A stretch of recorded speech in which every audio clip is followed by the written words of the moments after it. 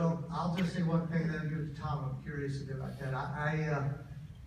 To me, the best thing you could do with your casting is just to go with your gut. If you see people that you see in the theater or on screen or television and they touch you, they move you, you want to see more of them, you have to really pay attention to that. And when I met Tom and Lizzie and all the rest of you, I thought it was always a gut thing. So hear what Tom has to say about that, or Lizzie. Well, I read the script for the first time just over 3 years ago. And I read it in one sitting, and I knew maybe 7 or 8 Hank Williams songs. I didn't know all of them, but I didn't know the story.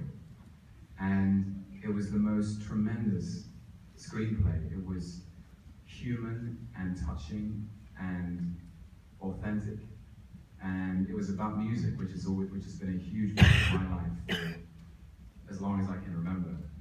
And then immediately I started to research Hank, and I realized that he is this extraordinary link in the chain of the history of contemporary music. And that, when you listen to Move It On Over, you can hear Rock Around the Clock coming down the pipe 5 years later.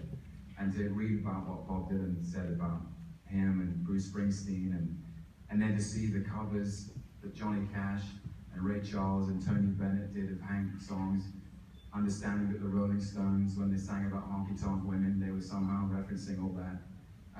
I thought it was the most extraordinary challenge, and one that I accepted with respect and joy, because I could just relate to the fact that he wanted to bring so much joy to so many people. And it seemed to be a story about performing and the spiritual cost on one man of his gift. And I just found it so compelling. I couldn't say no. He's so